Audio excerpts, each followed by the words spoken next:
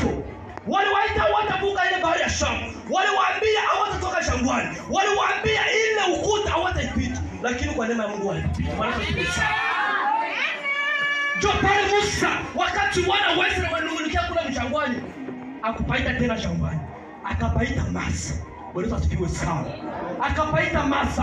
Maana yake Mungu amesikia mateso yenu. Haleluya. Wakapaita tena Morebu. Yaani pale ile Morebu inamaanisha Mungu amesikia kile chenu. Haleluya. Lakini ndio akapaita akasema ni kwa ajili ya mateso ya wana wa Israeli. Ndio maana alipanga pale ile jina mbili. Na kuambia asubuhi ya leo Mungu ageuze zile majina. Walisema wewe ni tasa, wewe hautaweza, utachukulia mnyumba, wewe ni kawela, wewe hautaweza, wewe utafanya nini? Mungu atageuza kwa jina la Bwana kwa sana. Najua wako nakuita wewe ni maskini. Najua wako nakuita wewe ni kawela au badilisha nguo. Wewe unajipakala mawese. Wewe uko unafanya nini? Yaani wewe jana tu haubadiliki. Lakini asubuhi leo nakuambia Mungu abadilishe majina hapo maisha ya heshima. Wewe usikie sana. Nakwambia shangwe tena kuita shangwe. Ilikuwa ni nafasi ya mateso. Ilikuwa ni nafasi ya kupigia kabumu, yani adui kwa na mtu.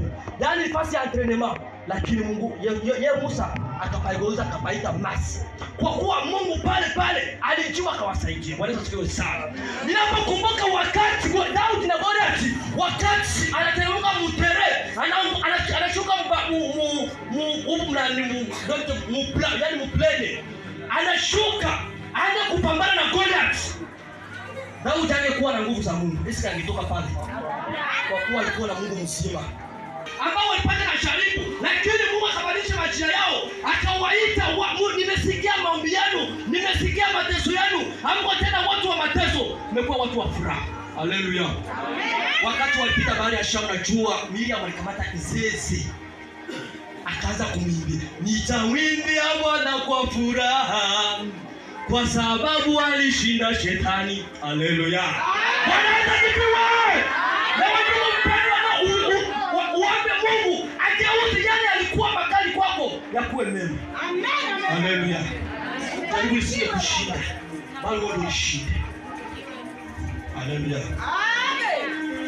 Neno la pili ambayo mtu naye ambaye mwenyewe alipata shida. Sasa tusomee mbio pale baba. Tusomee Matendo ya Mitume sura ya 3 na mstari wa 7. Microphone. 3:7. Tunasoma Matendo ya Mitume ile sura yake ya 3 mstari wa 7. Akamshika mkono wa kuume, akamwinua, mara nyayo zake na vifundo vya miguu yake vikatiwa nguvu. Amen. Bwana Yesu asifiwe sana. Amen. Nataka kwanza ufahamu. Unajua kiwete kazi yake ni kufanya tu hivi. Ule kiwete kazi yake ilikuwa tu hivi.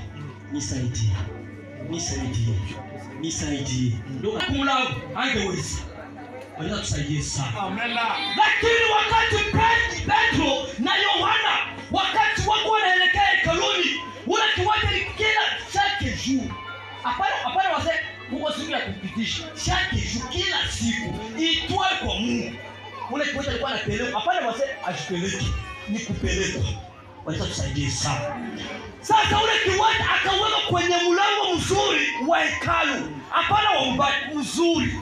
Kwenye kila mtu atapita kama ni wale wa mavese. Huko makanisa zenyewe balisho upetuka na inaka mudi. Utaniambia sasa ile kanisa ya kule Mjumbura ya bibi ya Peter. Bibi ya president ule mwenye kufahamu kuruzi hizi. Sasa mtalia kila mtu ni watu. Sasa ule ndugu akaweka kwenye mlango wa hekalu ule uitwao mzuri. Chaque jour yeye tu nisaidie. Na mtoto nisaidie. Nana nisaidie. Ule kiwete akateseka sana. Jina walimuita ni kiwete. Hapo walimuita kiwete. Sasa ikakuwa satisha wakati Petro na Yohana wako wanaenda hekalu kusali Mungu. Ule kiwete Petro akamwangalia. Na ule kiwete akamtazama. Bwana asifiwe sana. Amen. Ndugu Petro ni mfano. Unakuta chini tunachuruzaka. Unakuta mtu tu achuruzi. Ukiona mtu anapita kwa watu kidogo, karibu. Akaanza karibu. Na Mungu anajipitia. Ule kiwete naye akaona Petro toka mahali akamkazana hivi watu hivi. Jutu anasema atapata kile kishozi kwake. Unaweza siwe sana.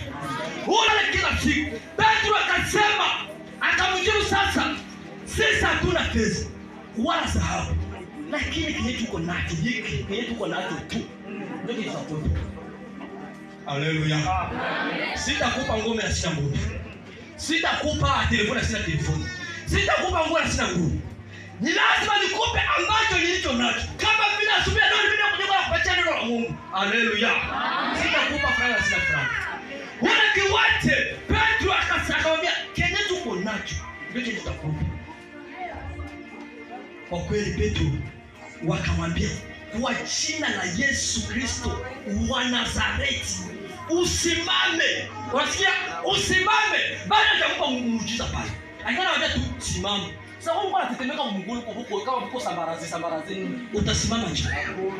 Utasimama nje. Ambia Yesu kushika mkono, simama kama mzima.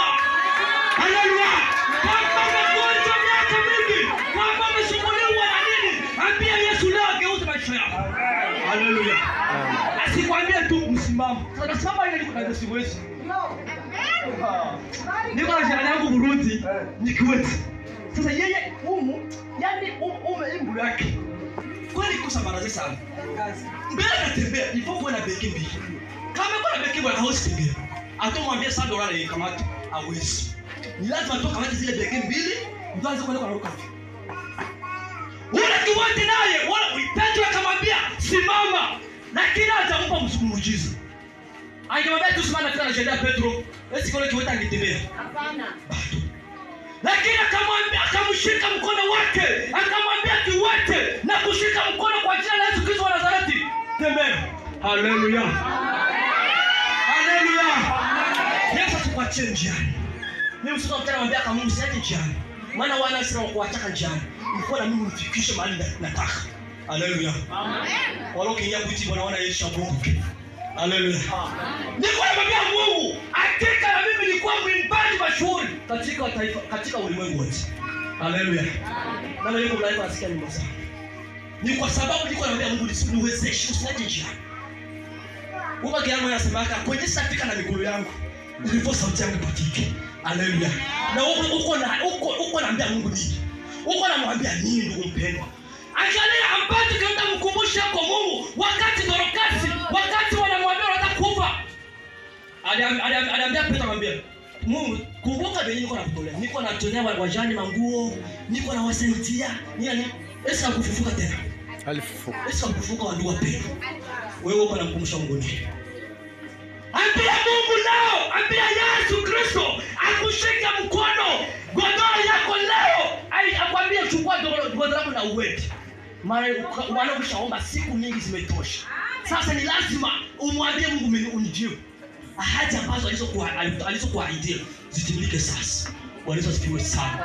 Kiwete tungeshuka hapo chini, kiwete ambaye mwenyewe alikuwa hajiwezi kutembea, watu wanamwacha pale kwa mlango, wanaingia hekaluni wanasali, wanarudia wanatendea vile. Lakini walipo Petro wakati alikuja sasa akamshika ile mkono, ule kwenda kubakia tena pale.